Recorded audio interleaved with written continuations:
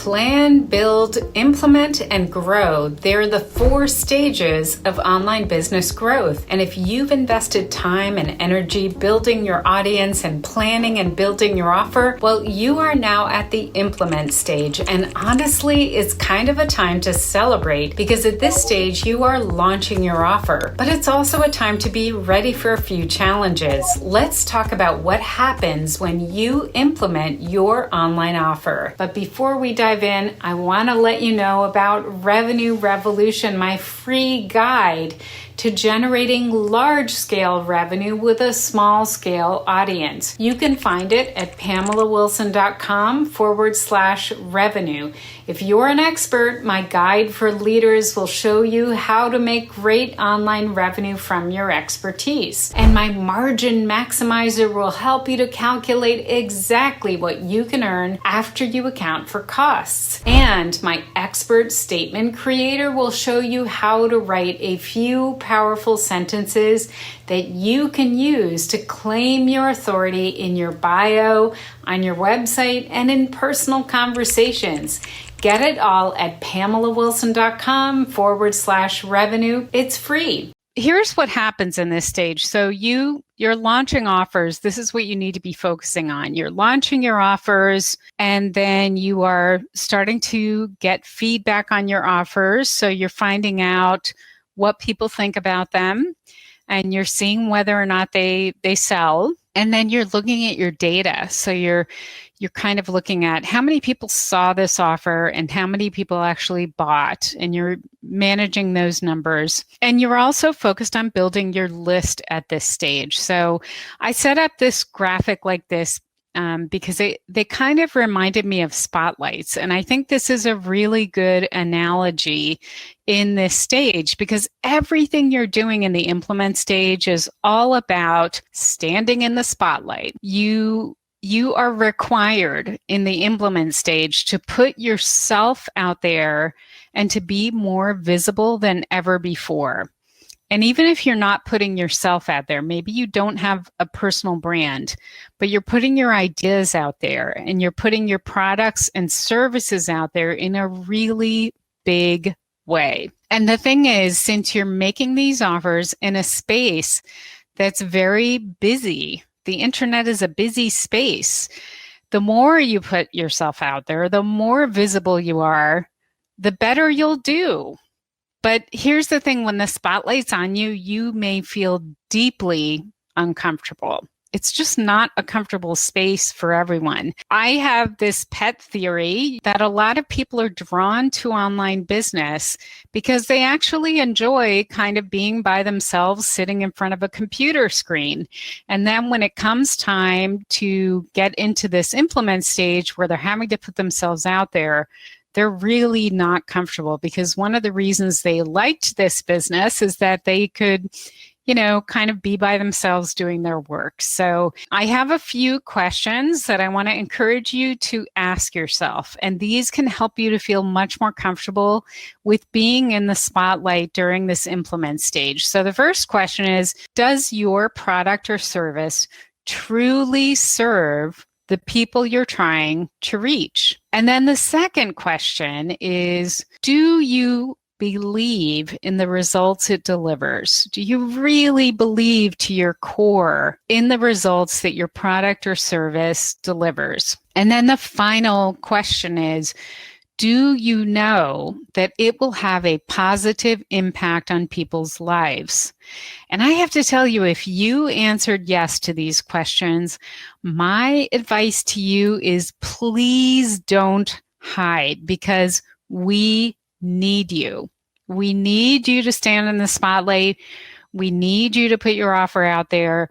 We need people like you and offers like your offer, because if they truly help people, if they truly deliver results, if they have a positive impact on people's lives, then we need you. So what does hiding look like? So when I talk about hiding, I like to think of it as like hiding 101. So hiding 101, there are 2 parts to it.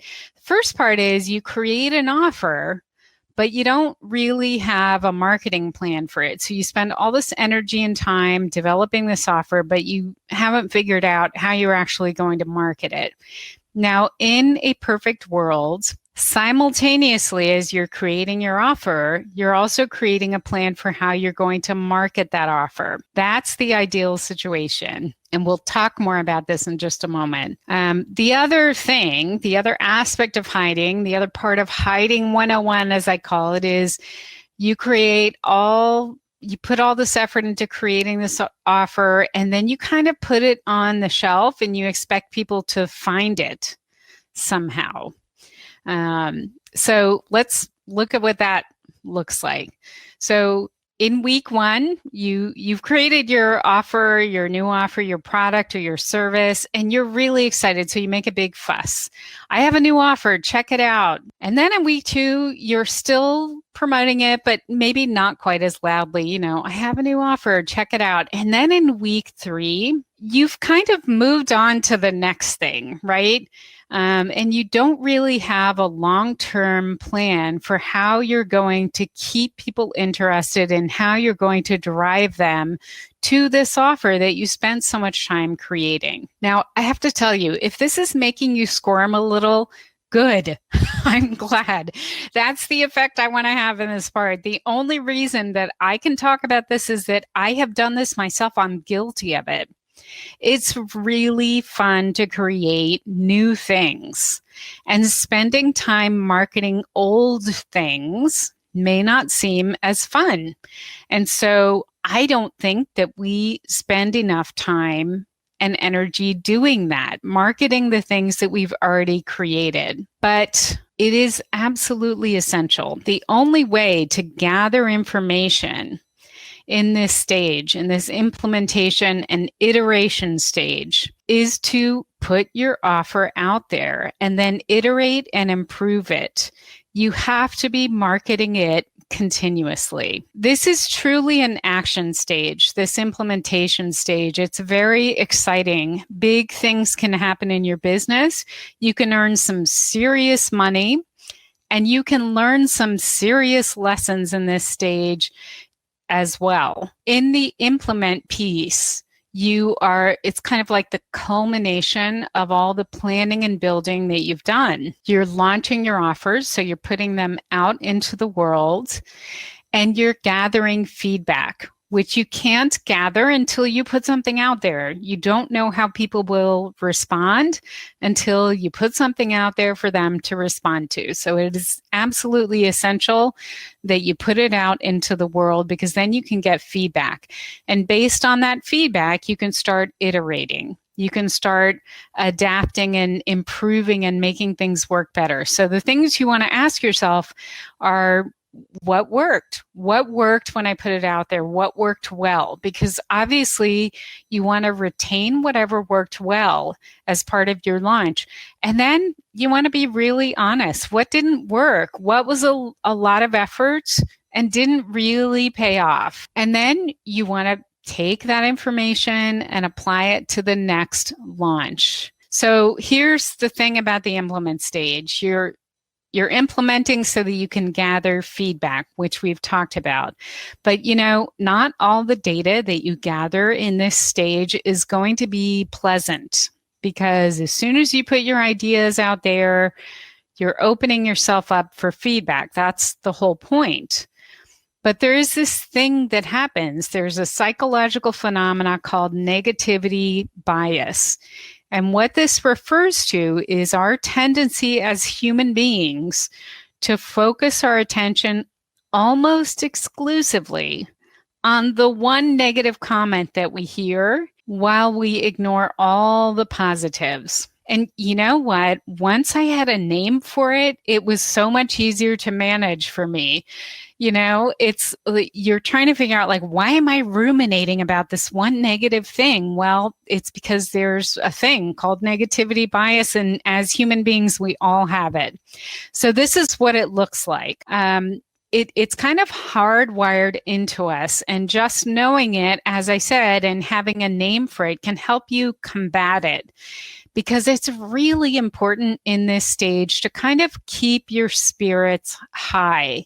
You need as much energy as you can gather at this stage because you have a lot of work to do. My experience is that most people's feedback is actually very positive, and you can kind of bask in the glow of approval from all the people who resonated with your offer. But there are always a few people who don't resonate with your offer, and they are going to tell you about it. And it's going to sting. It is not going to be comfortable. But I want to encourage you to try to learn from them. See what you can learn from what you hear. So there's two categories of people. There are people who give you negative feedback just on the fact that you're launching. So if they don't buy, so if they're in the category of people who don't buy, there are people who buy your product and people who don't buy your product who give you negative feedback. So the ones who don't buy, you want to try to understand what was confusing for them about the product. And sometimes buried in their negative comment, you can see what was confusing. Sometimes they have an issue with the price. Sometimes the fact that you're even charging is an issue for them, but try to figure out what their issue is with the price. Sometimes, for example, people will say, I can't afford this, and if you had offered a payment plan, I would have bought it.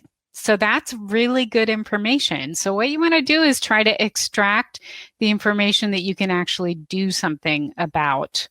And then you want to just, in general, find out what kept them from buying. And then if they are buyers who are not happy, you want to find out why didn't they take action on your product or service. So, if they're not happy, if your product is really good and they are not happy, it's likely because they didn't actually implement what your product helps them to do.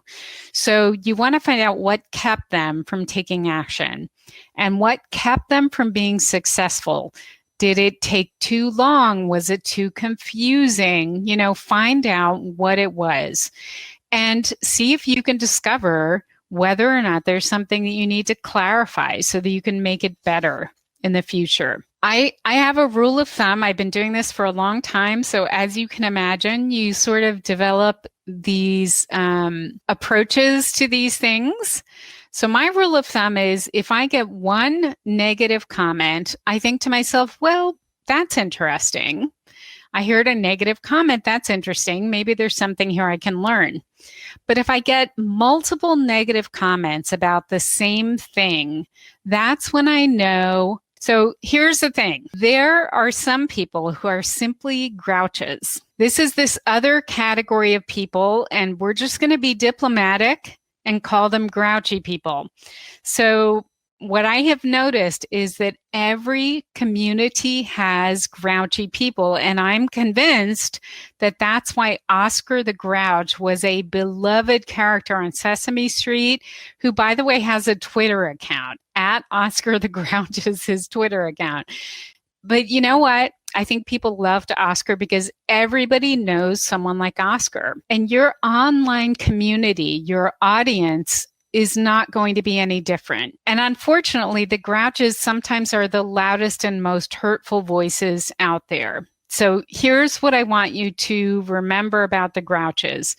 Their grouchiness is not a reflection on you, it's a reflection on them. And I want to recommend that you try to insulate yourself. This is a trick that I have used that has been a lifesaver for me. What I do is I try to set healthy boundaries for myself, especially in my inbox. So if someone has been rude to me, if they've been condescending, or they've just plain been mean, I don't think they deserve a spot in my inbox. So what I do is I set up a rule, and you can see on the slide, my rule is called annoying people to trash. So what I do is when somebody has treated me that way, I send them directly to my trash. I am basically like, okay, I will not be interacting with them anymore. And my attitude about it is, if somebody came to my home and told me that my home is ugly and they start tracking mud all over it and basically trash talking everything, I wouldn't invite them back. And if they do that in my inbox, I don't let them back in my inbox. I believe that one of your most important assets as a business owner is your attitude and your optimism. So I want to recommend that you protect it and that you set healthy boundaries so that if you meet some grouches, you have a way to not have to deal with them.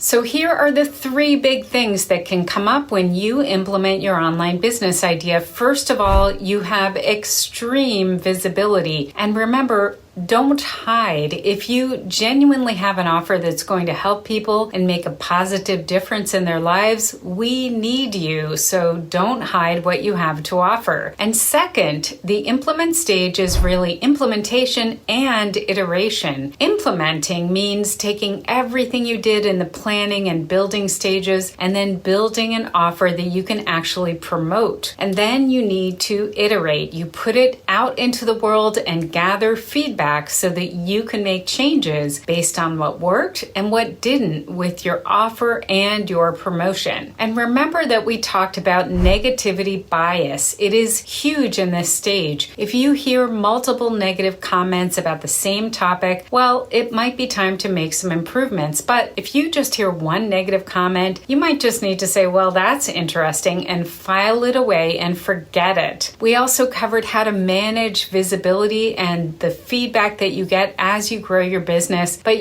that alone is not enough. You have to keep marketing whatever you've created. You've got to figure out a long-term plan to keep your offers out in front of your audience. And the strategy that you need is in this video, so be sure to watch it next.